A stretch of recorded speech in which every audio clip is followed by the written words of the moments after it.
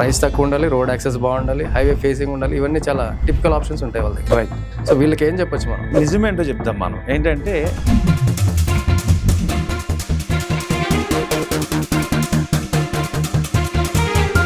Land ఎలా పెరుగుతుంది, మన బడ్జెట్ని బట్టి ఎంత దూరం వెళ్ళాల్సి వస్తుంది. పబ్లిక్లో ఒక టాక్ ఉంది సార్, ఏంటంటే ప్రైస్ అయితే హైదరాబాద్ చుట్టుపక్కల ఏ హైవేలో తీసుకున్నా కూడా అనుకున్న దానికంటే ఊహించిన దానికంటే ఎక్కువ ఉన్నాయి ఇప్పటికే. దీని గురించి అంటే మీ అనాలిసిస్ ఏంటి? ఎప్పుడైనా కూడా ఈవెన్ మీరు ఒక 15-20 ఇయర్స్ క్రితం వెళ్ళినా కూడా అప్పుడు కూడా రేట్లు ఎక్కువనే అనుకుంటారు. అంటే మిడిల్ క్లాస్ మెంటాలిటీ అంటాం మనం. మనందరికీ కూడా ఎవరికైనా తప్పేం కాదు, అది మన దగ్గర ఉన్న వాల్యూ కంటే ఎక్కువ వాల్యూ ల్యాండ్ రావాలన్నమాట. సో మీరు కంపేర్ చేసి చూసుకోండి, 10 సంవత్సరాల క్రితం వెళ్ళి వాళ్ళని అడిగినా కూడా ఎందుకు కొనలేదు ప్లాట్ అంటే అప్పుడులో రేట్లు ఎక్కువ ఉండేవి అంట. ఏదైనా సరే తెగించి కొన్న వాళ్ళు మాత్రం ఈ రోజు బాగా క్రోర్స్ ఆఫ్ రూపీస్లో ఎర్న్ చేస్తున్నారు. అంటే ఏంటి తెగించి కొనడం అంటే ఏంటి? అన్నీ బాగుంటే ఇక వెయిట్ చేయకుండా కొనేసారు. ఎందుకు అంటున్నానంటే ఎంత వెయిట్ చేస్తామో అంత ఫైన్ పడుతున్నాం. మనం ఒక 5 నెలలు మన దగ్గర డబ్బు పెట్టుకుంటే ఎన్నో ఆలోచనలు వస్తాయి. కొంతమంది సిల్వర్ పెరిగిందని చెప్పి సిల్వర్ మీద పెట్టేశారు ఇన్వెస్ట్మెంట్. అప్పుడు వరకు ల్యాండ్ కొందామని అనుకున్నది తీసుకొచ్చి సిల్వర్లో పెట్టేశారు. సిల్వర్ సడన్ గా డ్రాప్ అయిపోవడంతో లాస్ అయ్యింది, ఉన్న డబ్బులు పోయింది. 2,500 రూపాయలు విత్ ఇల్లు కట్టిస్తానన్నా కూడా అప్పుడు చాలా మంది తీసుకోలేకపోయారు. కాబట్టి అప్పటికి అదే ఎక్కువ అనమాట. సో దీన్ని మనం ఏం చేయలేము. అలా వెయిట్ చేసి చూసుకుంటే సంవత్సరానికి రేట్లు పెరిగిపోతాయి. నమస్తే, welcome to 3T real estate. So ఈ రోజు మనతో ఎన్ఆర్ఐ పోర్ట్ఫోలియో మేనేజర్, అలాగే ఒక ప్రసిద్ధి చెందిన ఒక రియల్ ఎస్టేట్ కంపెనీలో హైదరాబాద్లో దాదాపు 15 సంవత్సరాల నుంచి వర్క్ చేస్తూ ఎంతోమంది కస్టమర్స్కి ఆయన సేవల ద్వారా మంచి ఏరియాస్లో మంచి లొకేషన్స్లో ప్లాట్స్ అందించిన real estate expert and NRI portfolio manager RN Venkat గారు ఉన్నారు. సో ఆయనతో ఇవాళ మనం డిస్కస్ చేయబోయే టాపిక్ ఏంటంటే, Hyderabad real estate last 5 to 10 yearsలో చూసుకుంటే బాగానే అంటే అప్రిషియేషన్ అనేది మనకి 3x 5x కూడా వచ్చిన సందర్భాలు చాలానే ఉన్నాయి. చాలా చోట్ల మంచి లొకేషన్స్లో లొకేషన్ని బట్టి 3x 5x కూడా ప్రాఫిట్స్ పొందిన కస్టమర్స్ మనతో ఉన్నారు ఇప్పుడు. అయితే ఈ పరిస్థితుల్లో ఒకవేళ మనం కనుక షార్ట్ టర్మ్లో ఇన్వెస్ట్ చేసి, అంటే ఒక 1 to 3 years లోపే మంచి రిటర్న్స్ పొందాలి అనుకుంటే మనం ఎక్కడెక్కడ హైదరాబాద్ చుట్టుపక్కల ఎక్కడెక్కడ ఇన్వెస్ట్ చేస్తే ఈ షార్ట్ టర్మ్లో మనం మంచి ప్రాఫిట్స్ తీసుకోవచ్చు అనేది ఒకసారి ఇవాళ ఆర్యన్ గారితో డిస్కస్ చేద్దాం. సార్ నమస్తే. సార్ నమస్తే అండి. సరే, అయితే మనం ఈ చూస్తున్నాం హైదరాబాద్ రియల్ ఎస్టేట్ లాస్ట్ 5-10 yearsలో మనకి గ్రోత్ అయితే బాగానే కనిపిస్తుంది.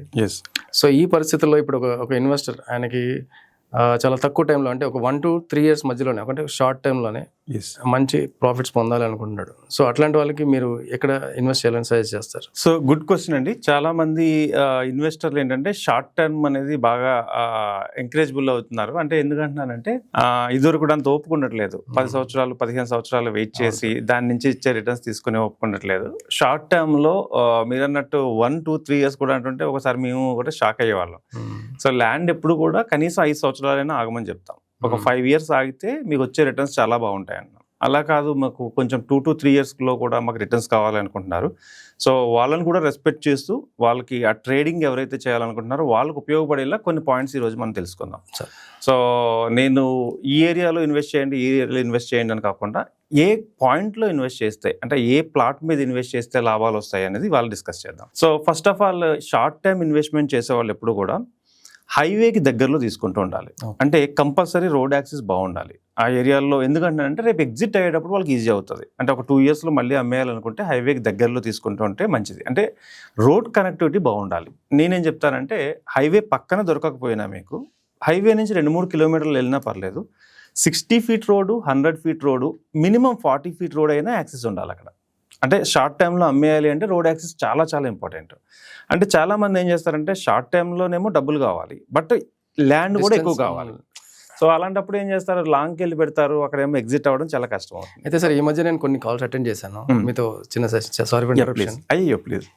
ఏంటంటే సార్, కొంతమంది ఎలా అడుగుతారంటే సార్, వాళ్ళకి తక్కువ టైంలో ఎక్కువ ప్రాఫిట్స్ రావాలి, అది కూడా హైవే పక్కనే ఉండాలి, మళ్ళీ ప్రైస్ కూడా చాలా తక్కువ ఉండాలి, చాలా టిపికల్ ఆప్షన్స్ వాళ్ళు ఎంచుకుంటారు సార్. ఇట్లాంటి వాళ్ళకి మనం ఏం సమాధానం చెప్పాలి? అంటే వాళ్ళకి హైవే నుంచి ఒక 2-3 kilometers లోపలికి వెళ్ళాలంటే ఇష్టపడరు వాళ్ళు. లేదంటే మాకు హైవే పక్కన ఒక 100 meters 200 meters డిస్టెన్స్లోనే ఉండాలి, ప్రైస్ తక్కువ ఉండాలి, రోడ్ యాక్సెస్ బాగుండాలి, హైవే ఫేసింగ్ ఉండాలి, ఇవన్నీ చాలా టిపికల్ ఆప్షన్స్ ఉంటాయి వాళ్ళ దగ్గర. రైట్. సో వీళ్ళకి ఏం చెప్పొచ్చు మనం? నిజమేంటో చెప్దాం మనం. ఏంటంటే ల్యాండ్ ఎలా పెరుగుతుంది, మన బడ్జెట్ని బట్టి ఎంత దూరం వెళ్ళాల్సి వస్తుంది, అండ్ ఏ పారామీటర్స్ మనం తీసుకోవాలో చెప్దాం. ఇప్పుడు మీరు అడిగినట్టు షార్ట్ టైంలో ఫస్ట్ తీసుకోవాల్సింది ఏంటంటే యాక్సెస్ రోడ్ కంపల్సరీ ఉండాలి. అంటే 40 feet రోడ్ కానీ, 60 feet రోడ్ కానీ, 100 feet రోడ్ కానీ. సెకండ్ ఏంటంటే గవర్నమెంట్ ఇన్ఫ్రాస్ట్రక్చర్కి దగ్గర ఉండాలి.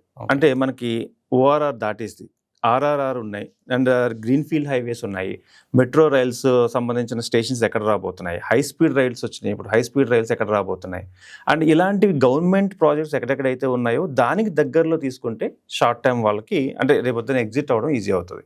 అంటే for example ORR nearby 1 kilometre 2 కిలోమీటర్స్లో తీసుకున్నా, లేదా ఆర్ఆర్ఆర్ దగ్గరలో తీసుకున్నా కూడా తొందరగా ఎగ్జిట్ అవ్వడం ఈజీ అవుతుంది. థర్డ్ వన్ ఏంటంటే చాలా జాగ్రత్తగా చూసుకోవాల్సింది జాబ్ ఎంప్లాయ్మెంట్ అనేది ఎక్కడ ఉందా లేదా కంప్లీట్గా చూడాలి. అంటే ఫర్ ఎగ్జాంపుల్ మనం తీసుకున్న ఏరియాలో అట్లీస్ట్ ఏదో కంపెనీ ఉందా, అక్కడ జాబ్ ఆపర్చునిటీస్ ఉన్నాయా, మనుషులు ఎవరైనా ఎక్కువగా మూవ్మెంట్ ఉందా లేదా చూసుకుని తీసుకుంటే ఏంటి అంటే తొందరగా రేపు కొనేవాళ్ళు కూడా అదే చూసుకుంటారు. అంటే జాబ్ ఆపర్చునిటీస్ ఉన్నాయా లేవా చూసుకుంటారు, హైవేకి దగ్గరగా ఉందా లేదా, రోడ్ యాక్సెస్ ఉందా లేదా చూసుకుంటారు, అండ్ గవర్నమెంట్ ప్రాజెక్ట్ రేపు ఏదైనా ఫ్యూచర్లో వస్తుందా లేదా, ఈ మూడింటిని కంపల్సరీ చూసుకోవాలి. అంటే ఏం చేయకూడదు షార్ట్ టర్మ్ వల్ల, అంటే ఎలాంటి డెసిషన్స్ తీసుకోకూడదు. సార్ పూర్తిగా గవర్నమెంట్ అనౌన్స్మెంట్ నమ్ముకుని మనం ఇన్వెస్ట్ చేయొచ్చు. సెంట్రల్ గవర్నమెంట్ అనౌన్స్మెంట్ 100% నమ్మకం చేయొచ్చు. For example regional ring road, it is a central government body కాబట్టి 100% కొంచెం లేట్ అయినా ఖచ్చితంగా జరుగుతుంది. ఎందుకంటే సిటీ ఎక్స్పాన్షన్ అయినప్పుడు రింగ్స్ ఎక్కువ కావాలి మనకి. అంటే ఫర్ ఎగ్జాంపుల్ ఓఆర్ఆర్ అనేది ఒక రింగ్ 158 కిలోమీటర్స్ ఉంది, ఇప్పుడు ఆర్ఆర్ఆర్ వస్తుంది 340 కిలోమీటర్స్ వస్తుంది. ఇంకా బాగా డెవలప్ అయిపోతే జనాలందరూ ఇంకా ఎక్కువగా వస్తుంటే పాపులేషన్ పెరిగే కొద్ది ఇంకొక రింగ్ కూడా రావాల్సి వస్తుంది. ఓకే, నియర్ బై ఆర్ఆర్ఆర్ కూడా రావాల్సి వస్తుంది. అంటే ఇది మన ఒక్కటి ఫ్రెష్గా మనమే చేసింది ఏం కాదు. చైనాలో చూసుకుంటే 8 రింగ్స్ ఉంటాయి, మనకి సెకండ్ రింగ్ చెప్పాలంటే అలా 8 రింగ్స్ వరకు ఉంటాయి. డెవలప్మెంట్ అంత ఉందన్నమాట అక్కడ చైనాలో, అంత డెవలప్మెంట్ ఉంది. ఒక రింగ్ వచ్చింది అంటే అది ఓఆర్ఆర్ కావచ్చు ఆర్ఆర్ఆర్ కావచ్చు, అంత డెవలప్మెంట్ ఉంది అని అర్థం. సో మనది బాగా గ్రోయింగ్ కంట్రీలో అందులో హైదరాబాద్ అనేది ఫాస్టెస్ట్గా రియల్ ఎస్టేట్ బాగా డెవలప్ అవుతుంది. సో ఇలాంటి టైంలో మీరు అన్నట్టు షార్ట్ టైం అంటే 2 ఇయర్స్లో అమ్మేద్దాం లేదా 3 ఇయర్స్లో అమ్మేద్దాం అనుకున్న వాళ్ళైతే ఈ జాగ్రత్తలు తీసుకోవాలి. ఎలాంటి తప్పులు చేయకూడదు. షార్ట్ టైంలో అమ్మేద్దాం అనుకున్న వాళ్ళు లాంగ్ డిస్టెన్స్ వెళ్ళి అక్కడ ఎక్కువ వస్తుందని మిస్టేక్ చేయాలి. ల్యాండ్ ఎక్విజిషన్ ఎక్కువ వస్తుంది కదా అని చెప్పేసి అంత దూరం వెళ్ళకూడదు, ఎందుకంటే ఎగ్జిట్ కష్టం అవుతుంది. మీ పర్పస్ బడ్జెట్ తక్కువ ఉంటుంది కదా. ఏదండి బడ్జెట్ తక్కువ ఉన్నప్పుడు హైవే పక్కనే దొరకాలంటే కష్టం. హైవే పక్కనని కాదు, 100 ఫీట్ రోడ్ కానీ 60 ఫీట్ రోడ్ కానీ 40 ఫీట్ రోడ్ దగ్గర తక్కువ బడ్జెట్. ఇక్కడ ఒక చిన్న విషయం క్లియర్ చేయండి. చెప్పండి. ఇప్పుడు మనకున్న 4 మేజర్ హైవేస్, వరంగల్ హైవే కానీ, బెంగళూరు హైవే, ఇటు సంగారెడ్డి హైవే, అటు మేడ్చల్ హైవే తీసుకుందాం. కరెక్ట్. ఈ మేడ్చల్ 4 హైవేస్లో మనకి హైవే ఫేసింగ్లో ఏ ప్రైజెస్లో అంటే యావరేజ్గా ఏ ప్రైస్లో మనకి per square yard? For example మీరు బెంగళూరు హైవే తీసుకుందాం, హైవే ఫేసింగ్స్ అన్నీ కూడా 25, 30, 35 దాకా వెళ్ళిపోయినాయి. అంటే బేస్డ్ ఆన్ దట్ మినిమం 25 లేకుండా హైవే ఫేసింగ్ రావట్లేదు. అండ్ నెక్స్ట్ వచ్చేసి ముంబై హైవేలో 20,000 నుంచి కూడా హైవే బిట్స్ ఉన్నాయి. అంటే 20, 22, 23, 24 నుంచి కూడా హైవే బిట్స్ ఉన్నాయి.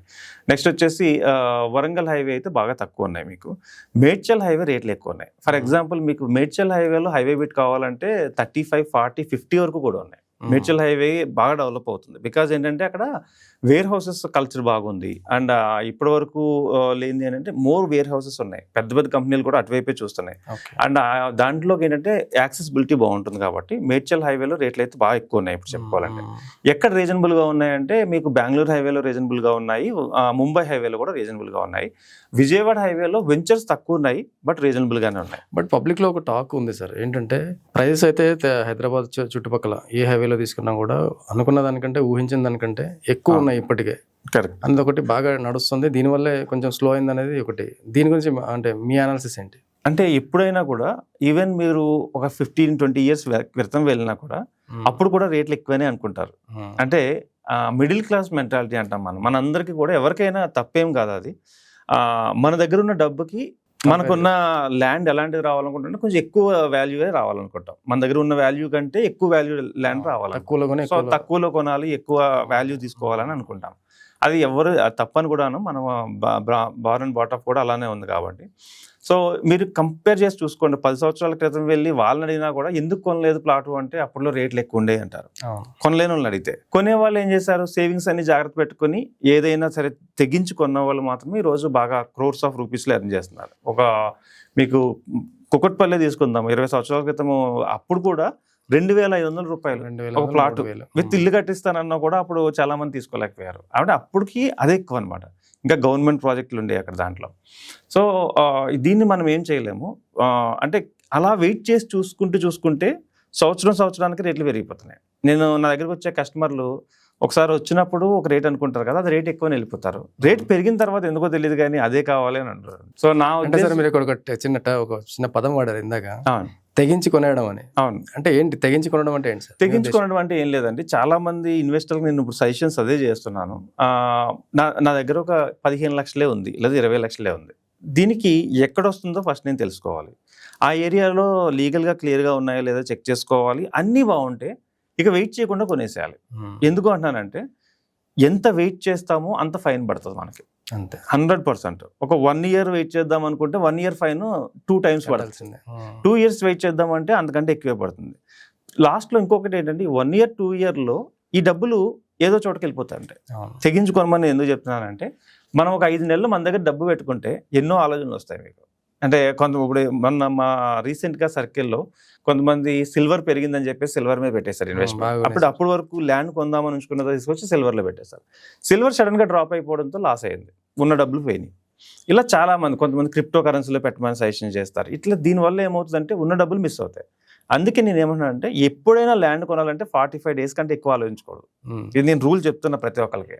ఇవాళ మనం కొందాం అనుకున్నాము, డబ్బులు రెడీ చేసుకున్నాము, చూడండి 2-3 ప్రాజెక్టులు చూస్తారా, 4 ప్రాజెక్టులు చూస్తారా, అంతకంటే ఎక్కువ కూడా చూడొద్దు అని చెప్తాను. వెళ్ళేటప్పుడే 4-5 ప్రాజెక్టులు సెలెక్ట్ చేసుకుని వెళ్ళండి. ఈ ప్రాజెక్టు నచ్చితే తీసుకుందామని వెళ్ళండి.